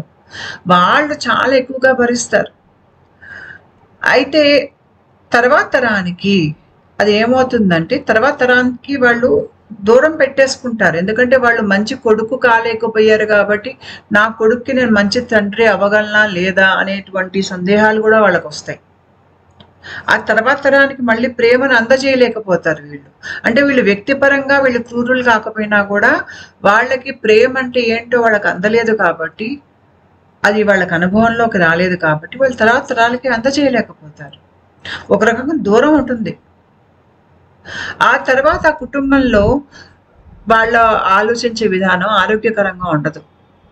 ప్రతిదానికి వాళ్ళు అవమానంగా అనేసుకోవటం, ప్రతిదీ వాళ్ళకి ప్రతి చిన్న విషయానికి వాళ్ళకి అపరాధ భావం వచ్చేసేయటం, ప్రతి చిన్నదానికి వాళ్ళకి భయం, ఆందోళన కలగటం, ఇలాంటి మీకు ప్రవర్తనలు ఆ కుటుంబంలో తర్వాత తరాల్లో కనిపిస్తాయి. ఇదంతా ఎందుకు అంటే ఒకటే కారణం. మన పూర్వీకులకి తర్వాత తరాల మీద ఉద్దేశాలు ఎప్పుడు సదుద్దేశాలు ఉండాలి. తర్వాత తరం అంటే నేను కేవలం కొడుకు కూతురనే అనట్లా. కోడలు అల్లుడి మీద కూడా అదే సదుద్దేశాలు ఉండాలి. కోడలు ఇంట్లోకి రాగానే కోడల్ని తిట్టటం, కోడల్ని కొట్టటం, కోడలికి ఏదో అఫేర్లు అంటగట్టడం, అనుమానించటం, ఇలాంటి పనులు చేసే కుటుంబాలు చాలా ఉన్నాయి. ఇలాంటి పనులు చేసే కుటుంబాలను ఏంటంటే ఒక తరం నుంచి ఇంకో తరానికి, తరం నుంచి తరానికి వాళ్ళు క్రూరత్వాన్ని పంపించుకుంటున్నారు. అది సరికాదు. ఇలాంటి తరాల్లో తర్వాత పుట్టిన పిల్లలకి వాళ్ళు ఈ క్రూరత్వాన్ని వాళ్ళ డిఎన్ఏలోంచి తీసుకోవడానికి, బయట వేయటానికి వాళ్ళు చాలా సాధన చేయాల్సి ఉంటుంది. వాళ్ళు జీవితంలో ఇలాంటి ఇళ్లలో పుట్టిన పిల్లలు వాళ్ళు జీవితంలో వాళ్ళకి ఎంత తెలివి ఉన్నా, ఎంత సామర్థ్యం ఉన్నా, ఎంత అర్హత ఉన్నా కూడా వాళ్ళ కాలం కలిసి రాదు. ఏది అచ్చిరాదు. అచ్చిరాక వాళ్ళ చుట్టుపక్కల వాళ్ళు ఉంటారు. వాళ్ళకన్నా తక్కువ అర్హత ఉన్న వాళ్ళు వీళ్ళకన్నా జీవితంలో పైకి వెళ్ళిపోతుంటారు. వీళ్ళు అది చూసి ఆశ్చర్యపోతుంటారు. మేము ఇంత మంచి కుటుంబం నుంచి వచ్చాము, మాకు ఇంత అర్హత ఉంది, ఒకప్పుడు మేము ధనవంతులము, ఇప్పుడు ధనం అనేది కరిగిపోయింది. ధనం ఎందుకు కరిగిపోతుంది కుటుంబంలో? తల్లిదండ్రులకి తర్వాత తరాల మీద ఇలాగ కఠినంగా వ్యవహరించి వాళ్ళని క్రమశిక్షణ పేరుతో పీడించే తల్లిదండ్రులు ఉన్న కుటుంబాల్లో మీరు కొన్ని తరాలు ముందుకెళ్తే వాళ్ళు ధనికులైనా కూడా అక్కడ ధనం పోగొట్టుకుంటారు. ఎందుకు పోగొట్టుకుంటారు? వాళ్ళకి ఇచ్చే ఉద్దేశం ఉండదు. మంచి ఏది తర్వాత పిల్లలకి చెడు ఇవ్వడమే అలవాటు అయిపోతుంది ఆ కుటుంబంలో. తర్వాత ఇలా పెరిగిన పిల్లలకి వాళ్ళ మీద వాళ్ళ ద్వేషం అనేది కలిగి ఆ ద్వేషాన్ని తప్పించుకోవడానికి చాలా మంది చెడు అలవాట్లకేసి వెళ్ళిపోతారు. ఎప్పుడైతే కుటుంబంలో చెడు అలవాట్లకేసి ఎవరైనా వెళ్ళారు అంటే ధనం అంతా హరించుకుపోతుంది. ఒకప్పుడు సంపన్న కుటుంబం కాస్త 4-5 తరాల తర్వాత వాళ్ళు మధ్యతరగతి కుటుంబం అయిపోతారు. అప్పుడు వాళ్ళకి అనిపిస్తుంది 2 తరాల క్రితం ఏదైతే పేద కుటుంబం ఉందో ఆ ఇంట్లో పిల్లలు ఇప్పుడు చాలా ధనికులై పైకి వెళ్ళి వెలుగుతున్నారు. వీళ్ళేమో ధనవంతుల కుటుంబంలోంచి కిందకు వచ్చేసేసి వీళ్ళేమో అణిగిపోయి ఉన్నారు, అన్ని పోగొట్టుకుని 4వ తరానికి. ఈ తేడా ఎక్కడ వస్తుందంటే ఆ పేద కుటుంబంలో తల్లిదండ్రులు నా కొడుకు పైకి వెళ్ళాలి, నా కూతురు పైకి వెళ్ళాలని తల్లిదండ్రులు నిత్యం శ్రమించారు. ప్రతి నిత్యం తల్లిదండ్రులు పిల్లలకేసి సదుద్దేశాలనే పంపించారు. ఆ పంపించినప్పుడు ఏమవుతుందంటే ఆ సదుద్దేశాలు అంటే దీవెనలు పిల్లలకి. అలా దీవెనలు నిత్యం తల్లిదండ్రుల చూపు ద్వారా, ఆలోచన ద్వారా వాళ్ళ డిఎన్ఏలో కూడా రికార్డ్ అవుతుంది. నా కొడుకు బాగుండాలి, నా కూతురు ఎదగాలి, నా కూతురు బాగుండాలి, నా కొడుకు పైకి వెళ్ళాలి, నా కోడలు బాగుండాలి, నా అల్లుడు బాగుండాలి, నా తర్వాత తరాలు కూడా బాగుండాలి అని ఎప్పుడైతే నిత్యం తల్లిదండ్రులు వాళ్ళు పిల్లల కోసం నిత్యం ఆలోచిస్తుంటారో ఆ ఆలోచనలు డిఎన్ఏలోకి వెళ్తాయి. ఏదైనా ఒక విషయం, ఒక ఇన్ఫర్మేషన్ ఆ చేతికి దొరికింది, ఆ ఇన్ఫర్మేషన్ వాడి వాళ్ళ కొడుకుని కూతుర్ని హింసించవచ్చు, కొట్టచ్చు, తిట్టచ్చు, వాళ్ళు ఏదో తప్పు చేశారు, చాలా తీవ్రమైన తప్పైనా కూడా నేను దండించి వాళ్ళని హింసిస్తాను, ఇలా ఆలోచించే తల్లిదండ్రులు ఉన్నారనుకోండి, వీళ్ళు దురుద్దేశాలు పంపిస్తున్నారు పిల్లలకి. ఒక ఇన్ఫర్మేషన్ దొరికింది నా కొడుక్కి వ్యతిరేకంగా, ముందు నేను నా కొడుకుతో మాట్లాడతాను. దీంట్లో నిజాలు తేలుస్తాను. ఇందులో ఇతని తప్పెంత, బయట తప్పెంత అనేది ముందు అది అర్థం చేసుకుంటాను. అర్థం చేసుకున్నాక దీంట్లో ఎంతవరకు మాటలతో నా కొడుకు అర్థం చేసుకుంటాడు అనేది, తర్వాత కొడుకు తెలిసి చేశాడా, తెలియక చేశాడా, కొడుకు ప్రవర్తన మార్చుకుంటాడా, ఇలా ఆలోచించినప్పుడు ఆఖరికి వచ్చేది మీరేదో శిక్ష వేయదలుచుకున్నా కూడా చాలా చిన్న శిక్ష అవుతుంది. ఎందుకంటే మీకు ప్రతిదానికి పిల్లల్ని కొట్టాల్సిన అవసరం లేదు. మీరు ఇలా పెద్దరికంగా కూర్చోబెట్టి బాధ్యతగా చెప్తే పిల్లలకి మీ మీద నమ్మకం ఏర్పడినప్పుడు, ఏ ఇంట్లో పిల్లల్ని ఎక్కువ పీడిస్తారో ఆ పిల్లల్ని తల్లిదండ్రులు నమ్మరు. వాళ్ళకి నమ్మకం ఉండదు వాళ్ళ అమ్మా నాన్న మీద. కానీ ఏ ఇంట్లో అయితే పిల్లలకి తెలుసు వాళ్ళ అమ్మా నాన్న ఏం చేసినా వాళ్ళ మంచి కోసమే చేస్తారనేది తెలుసు, వాళ్ళ అమ్మా నాన్నకి మాట వేదంగా తీసుకుంటారు. అమ్మా నాన్న చెప్తే ఏమైనా చేస్తారు ఆ పిల్లలు. అది అలా ఎందుకు చేస్తారంటే తల్లిదండ్రులు అలా పెంచారు పిల్లల్ని. ఆ తల్లిదండ్రులు ఎప్పుడు సదుద్దేశంతో పిల్లల్ని పెంచేసరికి పిల్లలు అలా ఉన్నారు. తర్వాత తరాలు పైకి వెళ్తాయి. వీళ్ళ సదుద్దేశాలు ఆ డిఎన్ఏలో ఉంటాయి. కానీ ఏంట్లయితే పిల్లల పట్ల వాళ్ళకి దురుద్దేశాలు ఉంటాయో, కాఠిన్యంగా వ్యవహరిస్తారు, తర్వాత తరాలు మీరు చూసారంటే పేదరికంలోకి వెళ్తాయి. తర్వాత తరాలు ఇంట్లో ఎప్పుడు గొడవలు ఉంటాయి, ఆర్థిక ఇబ్బందులు, ఆ తర్వాత మీకు ఆరోగ్య సమస్యలు, కొట్లాట్లు, కుటుంబ కలహాలు, అన్నతమ్ములు అన్న చెల్లెల మధ్యలో కొట్లాట్లు, ఇలాంటివే ఉంటాయి ఆ కుటుంబాల్లో. మరి వీళ్ళు ఏం చేయాలి అంటే ఇలాంటి కుటుంబంలో పుట్టి ఇలాంటి కష్టాన్ని అనుభవించిన వాళ్ళు కనుక పెద్దయ్యాక ఇలాంటిది కుటుంబంలో ఉండకూడదు, డిఎన్ఏలో తర్వాత తరాలు ఇలా బాధపడకూడదు అంటే వాళ్ళు ఏం చేయాలి అంటే, వాళ్ళు తీసుకోవాల్సిన తీర్మానం ఏంటంటే, ఈ కుటుంబంలో ఇంతవరకు కొనసాగినటువంటి క్రూరత్వం, కాఠిన్యం, పిల్లల్ని ప్రేమగా దగ్గర తీసుకోకుండా దూరంగా పెట్టడం, ఇట్లాంటి వ్యవహారాలు ఏవైతే ఉన్నాయో ఇది నాతోనే ఆగిపోతుంది. ఇది నేను నా తర్వాత తరానికి అందచేయను. నా తర్వాత తరానికి నేను నిత్యం సదుద్దేశాన్నే అందజేస్తాను. ఎందుకంటే తల్లిదండ్రుల సదుద్దేశమే పిల్లలకి శ్రీరామ రక్ష. అది వాళ్ళు గుర్తుపెట్టుకోవాలి. అందుకని మీరు కొంతమంది పిల్లల్ని చూసారంటే కనుక వాళ్ళు ఎక్కువగా నెగిటివిటీలో ఉంటారు, కోపంగా ఉంటారు, వాళ్ళకి యాక్సిడెంట్స్ లాంటివి కూడా ఎక్కువ జరుగుతూ ఉంటాయి. ఎప్పుడైతే మీరు మీ ఇంట్లో ఉన్న వాళ్ళ పట్ల, మీ చుట్టుపక్కల ఉన్న వాళ్ళ పట్ల మీరు దురుద్దేశాన్ని వ్యక్తపరుస్తున్నారో, వాళ్ళ మీద కోపంగా చూస్తున్నారో వాళ్ళని, లేదంటే వాళ్ళతో కాఠిన్యంగా వ్యవహరిస్తున్నారో, మీ చూపు కానీ మీ ఆలోచన కానీ వాళ్ళ పట్ల మృదువుగా లేదు, వాళ్ళకి మీరు గమనించారంటే ఇంట్లో నడుస్తూ కాళ్ళు చేతులు పటపట గోడలకి టేబుల్స్కి కొట్టుకుని వాళ్ళకి నొప్పులు వస్తూ ఉంటాయి. చిన్న చిన్న యాక్సిడెంట్స్ లాంటివి ఇంట్లోనే జరుగుతూ ఉంటాయి. కింద పడటాలు ఇవన్నీ ఎందుకు జరుగుతాయంటే మనకి ఆరిక్ ఫీల్డ్ ఏదైతే ఉందో అది బాగా ప్రవహించాలి. ఇది బాగా ప్రవహించాలి. ఇది బాగా ఒక మనిషిలో ప్రవహిస్తున్నా కూడా ఆ చుట్టూ దురుద్దేశం ఉన్న వాళ్ళు, లేదంటే వాళ్ళని ఎట్లా హింసించాలి, ఎట్లా వాళ్ళని తప్పుగా చూపించాలని ఆలోచించే వాళ్ళు వాళ్ళ చుట్టూ ఉన్నారనుకోండి, ఈ ఆరిక్ ఫీల్డ్ క్షీణిస్తుంది. క్షీణించేసరికి ఆ మనిషికి ఆ రక్షణ కవచం అనేది కరుగుతుంది. కరిగేసరికి ప్రతి చిన్నవి దెబ్బలు తగలటాలు, వస్తువులు పాడైపోవటాలు, చుట్టూ ఉన్నటువంటి వస్తువులు పాడైపోవటాలు, వాళ్ళకి ఏది అచ్చి రాకపోవటం, కుటుంబ కలహాలు, ఇంట్లో గొడవలు, పెళ్లిళ్ళలో గొడవలు, ఆర్థిక ఇబ్బందులు, ఆరోగ్య సమస్యలు, ఎవరైనా వీళ్ళ మీద తేలిగ్గా దాడి చేద్దాం, ఆఫీస్లో వీళ్ళ మీద ఏదైనా సతాయిద్దాం ఎవరికైనా ఆలోచన పుట్టిందనుకోండి, వాళ్ళు ఆ ఆలోచన తేలిగ్గా వీళ్ళ మీద అమలు పరచగలుగుతారు. ఎందుకు? వీళ్ళకి ఆరిక్ ఫీల్డ్ సరిగ్గా ప్రవహించట్లేదు కాబట్టి వాళ్ళని వాళ్ళు కాపాడుకోలేని స్థితిలో ఉంటారు. దురదృష్టం కూడా తేలిగ్గా పట్టుకుంటుంది వీళ్ళని. సో ఇలాంటి ఇంట్లో పుట్టిన వాళ్ళు ఏంటంటే, ఇలాంటి పరిస్థితిలో ఉన్నవాళ్ళు ఇది నాతోనే ఆగిపోవాలి, తర్వాత తరాలకి వెళ్ళకూడదు అనేది గట్టిగా ఆ తరం వాళ్ళు తీర్మానించుకోవాలి. తీర్మానించుకోవడమే కాకుండా వాళ్ళకు వచ్చేటువంటి ఆలోచనలు వాళ్ళవా, నన్ను నేను ద్వేషించుకుంటున్నాను అనుకోండి, ఈ నన్ను నేను ద్వేషించుకోవటానికి మూలం నా లోపల లేదు, అది ఎక్కడి నుంచి వచ్చిందనేది ఆ మూలానికి నేను వెళ్ళాలి. అంటే నా ఆలోచనల్ని, నమ్మకాలను నేను ప్రశ్నించుకోవాలి. ఇవన్నీ నాలో ఎందుకు ఏర్పడ్డాయి, ఎక్కడ ఏర్పడ్డాయి అనేది నేను లోపలికి తొంగి చూసుకున్నానంటే, కొంతకాలం కాకపోతే కొంతకాలానికైనా నా లోపల ఒక చిన్న పాప, లేదంటే ఒక మగవాడిలో తన లోపల ఒక 5 ఏళ్ల పిల్లాడు, 6 ఏళ్ల పిల్లాడు అంటే అతను 5, 6 ఏళ్ల పిల్లాడుగా ఉన్నప్పుడు అతను ఏదైతే దుఃఖాన్ని, భయాన్ని అనుభవించాడో ఆ పిల్లవాడు ఇంక అక్కడే ఉన్నాడు.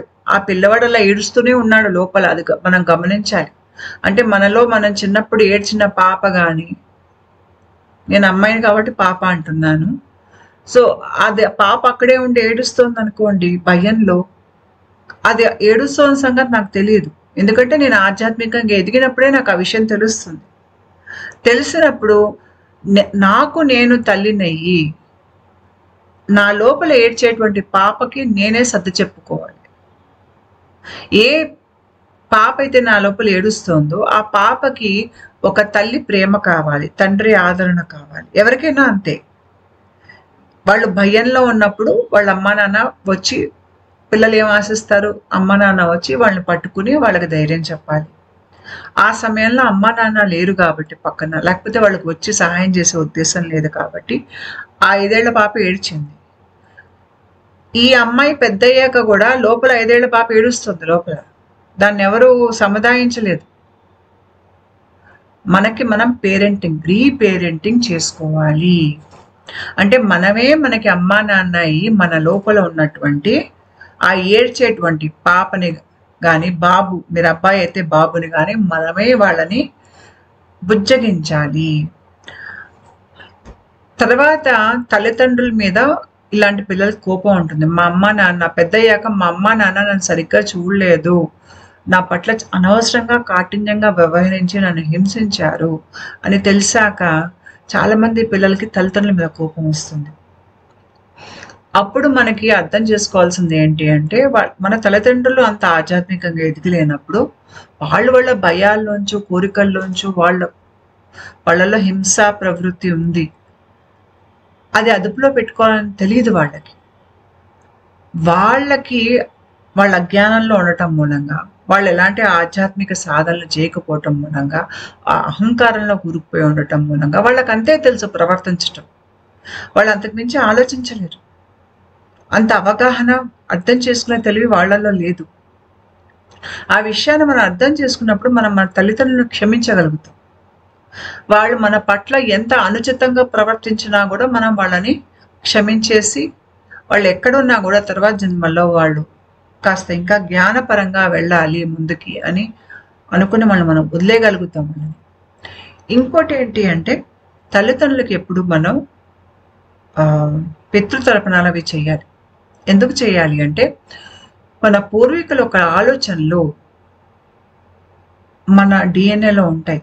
మనం వాళ్ళకి పితృతర్పణాలు, తద్దినాలు లాంటివి పెట్టినప్పుడు మనకి వాళ్ళకి మధ్యలో ఈ అహంకార పూరిత అయినటువంటి కొన్ని కనెక్షన్స్ ఉంటాయి చూడండి, అవి కరిగిపోతాయి. కరిగిపోవటం మూలంగా క్రమేపీ వాళ్ళ గొంతుల ఒక ప్రభావం, వాళ్ళ వ్యవహారాలు, ఆలోచనలు ఒక ప్రభావం మన మీద తగ్గిపోయి మనం మన స్వతంత్ర స్వభావంలోకి వస్తాము. మనం ఏంటో మనకు తెలుస్తుంది. ఎన్నో జన్మల మీదుగా మనం ఏర్పరచుకున్నటువంటి మన సొంత స్వభావం అనేది, అది మనం వ్యక్తపరచగలుగుతాం లోకానికి. ఇక్కడ మన అమ్మా నాన్నని మనం కాపీ చేయట్లేదు. వాళ్ళ ప్రభావంలోంచి బయటకు వచ్చి మన అసలు తత్వాన్ని మనం లోకానికి వ్యక్తపరుస్తున్నాం. తర్వాత సాధన చేయటం. ఆధ్యాత్మిక సాధన ఎందుకు చేయాలి అంటే, సాధన చేయటం మూలంగా ఏదైతే మన పూర్వీకుల గొంతులు మనలో ఉంటాయో, ఈ గొంతులన్నీ మన లోపల ఉండటం మూలంగా మనం ఏంటో మనకి తెలియదు. ఈ గొంతులన్నీ పక్కకెళ్తేనే, అంటే ఇదేంటంటే మీకు ఆకాశం మీద మబ్బులు పట్టినట్టుగా మీకు పైకేసి చూస్తే అన్ని మబ్బులే కనిపిస్తాయి, మీకు ఆకాశం కనిపించట్లేదు. సాధన చేసినప్పుడు ఏంటంటే ఈ మబ్బులన్నీ పక్కకు తొలుగుతాయి. తొలగిపోయేసరికి మీకు ఆకాశంలో సూర్యుడు కనిపిస్తాడు. ఆకాశంలో సూర్యుడు మీ అసలు తత్వం, ఎన్నో జన్మల మీద ఏర్పడినటువంటి తత్వం. అది ఈ మబ్బుల వెనక దాగి ఉంది. ఆ మబ్బులు తొలగిపోవటానికి, ఈ మబ్బులు ఏంటి? మన పూర్వీకుల నుంచి వచ్చినటువంటి వాళ్ళ గొంతులు, వాళ్ళ ఆలోచనలు, వాళ్ళ భయాలు, వాళ్ళ కోరికలు, వాళ్ళ కాఠిన్యం, వాళ్ళ దౌర్బల్యాలు, వాళ్ళు బలాలై ఉండొచ్చు, వాళ్ళ కుటుంబంలో ఉన్న శాపాలై ఉండొచ్చు, కుటుంబంలో రోగాలై ఉండొచ్చు, కుటుంబంలో మీద ఉన్నటువంటి దీవెనలై ఉండొచ్చు. ఇవన్నీ కూడా ప్రతి కుటుంబంలో నడుస్తాయి. ఇవన్నీ మనం కాదు, వీటి వెనక ఉన్నాం మనం. అంటే ఆకాశంలో సూర్యుడిలా మనం వెలుగుతున్నాం ఎక్కడో వెనక. కాకపోతే ఇవన్నీ మబ్బులు కమ్మి ఉన్నాయి మన మీద. ఈ మబ్బులు మామూలుగా పక్కకి తొలగవు. ఎందుకు తొలగవు? ఇవన్నీ తొలగిపోవాలంటే కొద్దో గొప్ప సబ్కాన్షియస్ మైండ్ తెరుచుకోవాలి. సబ్కాన్షియస్ మైండ్ మామూలుగా తెరుచుకోదు, ఆధ్యాత్మిక సాధన చేస్తే తెరుచుకుంటుంది. ఆధ్యాత్మిక సాధన చేసి కొంతకాలం ముందుకెళ్ళాక మీకు ఈ మబ్బులు క్రమేపీ పక్కకి తొలగిపోవటం మొదలు పెడతాయి. అప్పుడు మీకు మీ అసలు తత్వం మీకు కనిపిస్తుంది. ఓహో, నేను ఇదా అనేది మీకు అక్కడ అర్థమవుతుంది.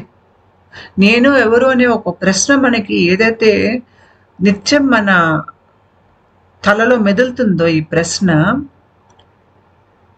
ప్రశ్నకి జవాబు అక్కడ వస్తుంది మీకు. అంటే తర్వాత మీకు ఈ ప్రశ్న ఇంకా రాదనమాట. నేను ఎవరిని అనే ఒక ప్రశ్న మీకు రావటం ఆగిపోతుంది. ఎందుకంటే అక్కడ ఏదో మీ గురించి మీకు అర్థమైపోయింది, మీరేంటో మీకు తెలిసింది కాబట్టి. పైగా సాధన చేసినప్పుడు ఏంటంటే ఆరిక్ ఫీల్డ్ ఏదైతే మనకి తరతరాల నుంచి మనకి విపరీతంగా ఇట్లాగా సరైన ఉద్దేశాలు లేనటువంటి దృష్టి మన మీద పడిందో, సాధన చేసినప్పుడు అవన్నీ తొలగిపోతాయి. మనకి ఆ దృష్టి దోషం అనేది తొలగిపోవటం మూలంగా మన ఆరిక్ ఫీల్డ్ చక్కగా ప్రవహించేసరికి ఈ ఆరిక్ ఫీల్డ్ బాగా ప్రవహించేసరికి మీరు దురదృష్టం నుంచి బయటకు వచ్చేస్తారు. ఆర్థిక స్థితి బాగుంటుంది, ఆరోగ్య స్థితి బాగుంటుంది, మీరు శారీరకంగా మానసికంగా స్వస్థత వైపు వెళ్తారు. మీ దుఃఖం అన్నింటిలోంచి బయటకు వచ్చేస్తారు. మీరు వచ్చి ఇంచుమించు ఏదైతే కుటుంబం మీద ఒక చీకటిలాగా ఈ దురుద్దేశాలు పట్టుకున్నాయో అవన్నీ వదిలిపోయి తర్వాత తరాలకి వెళ్ళవు. ఇంకా తర్వాత తరాలు ఆరోగ్యకరమైనటువంటి పిల్లలు, మానసికంగా శారీరకంగా ఫంక్షనల్ ఇండివిజువల్స్ అంటారు చూడండి, అలాంటి పిల్లలు పుట్టేటువంటి వాతావరణం ఆ ఇంట్లో ఉంటుంది. ఇక్కడ తల్లిదండ్రులు పిల్లలతో పోటీ పడట్లేదు. పిల్లల్ని ప్రతి చిన్నదానికి అయినదానికి కాందానికి శిక్షించి కొట్టి తిట్టి హింసించడానికి అని తల్లిదండ్రులు చూడట్లేదు. పిల్లల్ని వాళ్ళు ప్రేమిస్తున్నారు, ఆదరిస్తున్నారు, కానీ ఇక్కడ పాసం అనేది లేదు. పాసం అనేది లేనప్పుడు మీరు మీ పిల్లల్ని గౌరవిస్తారు, వాళ్ళని ఒక వ్యక్తిత్వం ఉన్నటువంటి ఒక మనిషిగా గౌరవిస్తారు. వాళ్ళని మన బానిసల్లా చూసుకోవట్లేదు. నేను చెప్పినట్టుగా నువ్వు ఉండాలి, నువ్వు నా కొడుకువి, నా కూతురువి, నా మాట దాటి జవదాటి నువ్వు ప్రవర్తించడానికి వీల్లేదు, ఇలాంటివన్నీ ఆలోచనలు అనారోగ్యకరమైనటువంటి తల్లిదండ్రులకు ఉంటాయి. నార్సిసిస్టిక్ పర్సనాలిటీ డిజార్డర్ ఉన్నటువంటి తల్లిదండ్రులకు ఉంటాయి ఇవి ఆలోచనలు. పిల్లలు వాళ్ళ మాట వెళ్ళలేదని పిల్లల్ని కొట్టి తిట్టి హింసించటం ఇది సరికాదు. ఇవన్నీ కర్మ సంబంధాలు. మీరు నిజంగా మీ పిల్లల్ని ప్రేమిస్తే వాళ్ళ వ్యక్తిత్వ పరంగా వాళ్ళ వ్యక్తిత్వాన్ని వాళ్ళు బయటికి ఆరోగ్యకరంగా వ్యక్తపరిచేటట్టుగా మీరు వాళ్ళని తయారు చేస్తారు. మీరు వాళ్ళకి ఒక వాతావరణం, అనుకూలమైనటువంటి వాతావరణాన్ని ఇస్తారు. ఆ అనుకూలమైనటువంటి వాతావరణం వచ్చినప్పుడు పిల్లలు మొక్కలు పెరిగినట్టు పెరిగి చక్కగా పూలు వికసించుకున్నట్టు వికసించుకుంటారు. తల్లిదండ్రులు ఆ వాతావరణాన్ని ఇవ్వాలి. ఈ వాతావరణం ఎక్కడి నుంచి వస్తుంది? తల్లిదండ్రులు పిల్లలకి నిత్యం వాళ్ళని దీవిస్తూ నిత్యం వాళ్ళ పట్ల వాళ్ళ దృష్టి ఎలా ఉండాలంటే సదుద్దేశమే ఉండాలి. సదుద్దేశమే పిల్లల వైపు వెళ్తున్నప్పుడు ఆ సదుద్దేశమే పిల్లలకి కొన్నంత బలం. అదే తల్లిదండ్రుల దీవెన, తర్వాత తరాలకు కూడా అదే దీవెన. దాని మూలంగా పిల్లలు చాలా వృద్ధిలోకి వస్తారు, మానసికంగా శారీరకంగా చాలా ఆరోగ్యవంతులై ఉంటారు. ఎపిజెనెటిక్స్ అనేటువంటి ఒక సబ్జెక్ట్ ఉంది. ఇక్కడ ఏంటంటే డిఎన్ఏ అనేది ఒక తరం నుంచి ఇంకో తరంకి వెళ్తున్నప్పుడు మీకు డిఎన్ఏ ఇక్కడ ఆకారం మారటం కాదు, కానీ డిఎన్ఏ లోపల రసాయనిక మార్పులు అనేవి ఏ రకంగా జరుగుతున్నాయి, ఆ రసాయనిక మార్పుల యొక్క ప్రభావం ఆ తర్వాత తరాల వ్యవహారాల శైలి పైన ఏ రకంగా ఉంటుంది, ఏ జీన్స్ స్విచ్ ఆఫ్ చేసి ఉంటాయి, ఏ జీన్స్ స్విచ్ ఆన్ చేసి ఉంటాయి. అంటే ఇప్పుడు మీకు స్విచ్ బోర్డ్ తీసుకున్నారంటే ఇంట్లో దాంట్లో లైట్ స్విచ్లు, ఫ్యాన్ స్విచ్చెస్ ఉంటాయి. మీరు కనుక లైట్ స్విచ్ ఆన్ చేస్తే లైట్ ఆన్ ఉంటుంది, ఫ్యాన్ వేస్తే ఫ్యాన్ ఆన్ అవుతుంది. ఆ రకంగా మీరు మన డిఎన్ఏ కూడా అలాగే ఉందనుకుందాం. ఈ స్విచ్చెస్ అని మన ప్రవర్తనలు, మన మానసిక స్థితులు, మన ఆలోచించే విధానాలు, మన అదృష్టం అనొచ్చు, లేదంటే దురదృష్టం, ఇవన్నీ కూడా కలిసి ఇట్లాగా మీరు రకరకాల స్విచ్చెస్ అన్నాయనుకోండి, ఒకటే ఇంట్లో పుట్టిన వాళ్ళకి తత్వం అంతా ఒకలాగా ఉండదు, జీవితం కూడా ఒకలాగా ఉండదు. ఎందుకు ఉండదు అంటే, అక్కకి, ఆ ఇంట్లో పుట్టిన అక్కకి ఆ అమ్మాయిలో బహుశా కారుణ్యం ఎక్కువ ఉంటుంది. అదే ఇంట్లో పుట్టిన తమ్ముడికి క్రూరత్వం ఎక్కువ ఉండొచ్చు. ఎందుకుంటుంది అంటే, ఇద్దరికీ ఉన్నది డిఎన్ఏ ఒకటే. కాకపోతే ఆ డిఎన్ఏలో ఏ జీన్స్ ఆన్ అయి ఉన్నాయి, ఏ జీన్స్ ఆఫ్ అయి ఉన్నాయి, దాన్ని బట్టి స్వభావం అనేది వస్తుంది మనిషికి. ఇప్పుడు ఈ అమ్మాయి జీన్స్లో ఎక్కడో పూర్వీకుల్లో ఉన్నటువంటి కారుణ్యం అనేది ఆ జీన్ ఈ అమ్మాయికి ఆన్ అయి ఉందనుకోండి, ఈ అమ్మాయికి కరుణ ఎక్కువ ఉంటుంది. అదే అబ్బాయికి పూర్వీకుల్లో ఎవరికో ఉన్నటువంటి క్రూరత్వం తాలూకు జీన్ కనుక యాక్టివేట్ అయి ఉందనుకోండి, ఈ అబ్బాయికి ఆ క్రూరత్వం వస్తుంది. కాబట్టి ఒక తరం నుంచి ఇంకో తరానికి డిఎన్ఏ వెళ్తున్నప్పుడు దాని కెమికల్ కంపోజిషన్, అక్కడ కణాలు ఏవైతే ఈ కెమికల్ ఎక్స్ప్రెషన్ డిఎన్ఏవి మారుస్తున్నాయో వాటి ప్రభావం, అంతేకాకుండా చుట్టుపక్కల వాతావరణంలో, అంటే ఈ పిల్లలు ఎలాంటి వాతావరణంలో పెరుగుతున్నారు అనే దాని ప్రభావం బట్టి, తర్వాత వాళ్ళు బాధ ఎక్కువ పడుతున్నారా, లేదంటే వాళ్ళు ఆనందంగా పెరుగుతున్నారా, వాళ్ళకి చుట్టూ ఉన్న వాళ్ళకి సదుద్దేశాలు పంపిస్తున్నారా, దురుద్దేశాలు పంపిస్తున్నారా అనే దాన్ని బట్టి వాళ్ళ జెనెటిక్ మెటీరియల్ అనేది అది దాన్ని వ్యక్తపరుచుకునే విధానం మారుతుంది.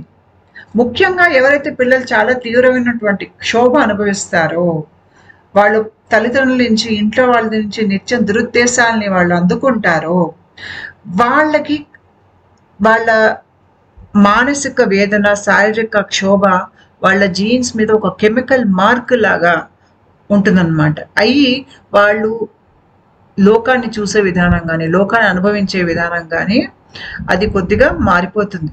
మారిపోయి ఆ పిల్లవాడు కానీ, ఆ అమ్మాయి కానీ, వాళ్ళ ప్రవర్తనలు కానీ, వాళ్ళు ఆలోచించే విధానాలు కానీ ఎక్కువగా ఆందోళనకి గురైనటువంటి ఒక వాతావరణంలో పెరగటం మూలంగా, భయాన్ని ఎక్కువగా అనుభవించటం మూలంగా, ప్రతినిత్యం వాళ్ళు భద్రంగా లేరు అనే ఒక భావనలో వాళ్ళు పెరిగి పెద్దవటం మూలంగా అది వాళ్ళ మానసిక స్థితిని, శారీరక స్థితి మీద చాలా దూరం వరకు ప్రభావితం చేస్తుంది.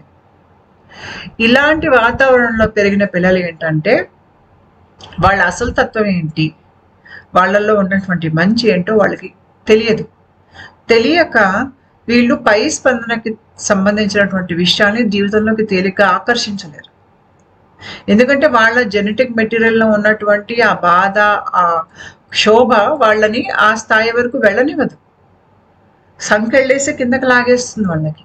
ముఖ్యంగా ఇలాంటి వాటిని అనుభవించిన వాళ్ళకి సాధన చాలా అవసరం. సాధన ఏం చేస్తుంది మనిషి అంటే, మీరు సాధన అంటే అది ధ్యానం అవ్వచ్చు, మంత్రజపం అవ్వచ్చు, నిత్య పూజ, దేవుడికి పూజ చేయడం అవ్వచ్చు, పక్క వారికి సేవాభావంతో చేయటం అవ్వచ్చు.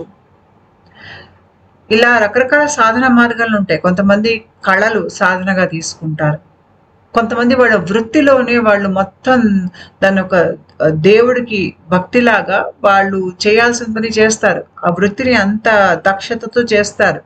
ఇవన్నీ కూడా రకరకాల సాధనాలే దేవుడిని చేరటానికి. ఇలాంటి సాధన అంటే ఇది ఒక తపస్సు లాంటిది. చేసినప్పుడు ఏమవుతుందంటే, ఈ ఎపిజెనెటిక్స్ నేను చెప్పా కదా మీకు, ఆ డిఎన్ఏ మీద ఈ అనుభవించినటువంటి మానసిక క్షోభ ఏదైతే ఒక ముద్రలాగా పడుతుందో, ఆ ముద్ర చెరపడం చాలా కష్టం. ఆ సాధనతో చెరిగిపోతుంది. చెరిగిపోయేసరికి వీళ్ళ శారీరక స్పందన పెరుగుతుంది. ఎందుకంటే ఇలాంటి ప్రభావం మూలంగా, అంటే విపరీతమైనటువంటి దురుద్దేశాలని ఈ పిల్లలు స్వీకరించడం మూలంగా, దాని మూలంగా వాళ్ళ ఆరిక్ ఫీల్డ్ సరిగ్గా పనిచేయకపోవటము, ఇలాంటి పరిస్థితుల్లో ఉన్న పిల్లలు వాళ్ళ డిఎన్ఏ మీద వచ్చినటువంటి కెమికల్ మార్పుని వాళ్ళు మార్చుకోగలుగుతారు. ఇది తిరిగి మళ్ళీ మీరు డిఎన్ఏ మామూలు చేసుకోవచ్చు. మీరు మీ డిఎన్ఏని మామూలు ఆరోగ్యంగా చేసుకున్నప్పుడు మీరు స్వస్థత వైపు వెళ్తున్నారు. తర్వాత తరాలకు కూడా మీరు ఒక దారి, ఒక మార్గదర్శకత్వం లాగా మీరు వాళ్ళకి ఈ తప్పుడు డిఎన్ఏ వాళ్ళ వరకు వెళ్లకుండా, అంటే ఏదైతే డిఎన్ఏ క్షోభ బాధలో కూరుకుపోయి ఉందో ఆ బాధ క్షోభ ఉన్నటువంటి డిఎన్ఏని మీరు శుభ్రం చేసి తర్వాత తరాలకు ఇస్తున్నారు. అది తీసేయొచ్చు, సాధన ద్వారా పోతుంది. అది మనం చేసే సాధన వలన మన మనసుల మీద అంటుకుపోయి ఉన్నటువంటి అజ్ఞానం అనేది, బాధ అనేది, దుఃఖం అనేది తొలగిపోయి మనం దిగువ స్పందన నుంచి, నేను ఇందాక చెప్పాను మీకు, పూర్వీకుల ఒక్క ఆలోచనలు ఉద్దేశాలు తర్వాత తరాలపైన సరిగ్గా లేకపోతే క్రమేపీ తర్వాత తరాల్లో వాళ్ళు దిగువ స్పందనలోకి వెళ్ళిపోతారు. ఆ కుటుంబమే దిగువ స్పందనలోకి వెళ్ళిపోతుంది. అక్కడ గనక ఒకళ్ళు తీర్మానించుకున్నారనుకోండి, నేను బాధపడ్డా, నా బాధ నా కొడుకు నా కూతురు పడకూడదు అని వాళ్ళ దగ్గర ఆపేస్తారు. అది తర్వాత తరాలకు వెళ్లకుండా వాళ్ళు అక్కడ సాధన చేసి తపస్సులా చేసి వాళ్ళ శరీర స్పందన పెంచుకున్నప్పుడు వాళ్ళు వాళ్ళ కోసమే చేయట్లేదు, తర్వాత తరాలు అందరి కోసం చేస్తున్నారు. వాళ్ళు పెంచుకున్నటువంటి స్పందన తర్వాత తరాలకు వెళ్తుంది. వాళ్ళ మంచి ఉద్దేశాలు తర్వాత తరాలకు వెళ్తాయి. తర్వాత తరాలు చాలా పైకి ఎదుగుతాయి. వాళ్ళల్లో ఈ దుఃఖం, ఈ బాధ ఇవన్నీ వాళ్ళకు ఉండవు. వాళ్ళు చాలా తేలిగ్గా అదృష్టాన్ని భరించగలుగుతారు. మానసికంగా, శారీరకంగా చాలా ఆరోగ్యవంతులే బ్రతుకుతారు. ఎన్నో తరాల మీద వచ్చేటువంటి ఈ శాపాలు కానీ ఆలోచనలు కానీ ఇక్కడికే ఆగిపోతాయన్నమాట. అంటే మనం మన సాధన ద్వారా మన శరీర స్పందన పెంచుకోవడమే కాకుండా మన తర్వాత తరాలకు కూడా మనం మేలు చేసిన వాళ్ళము అవుతాము. నమస్కారం.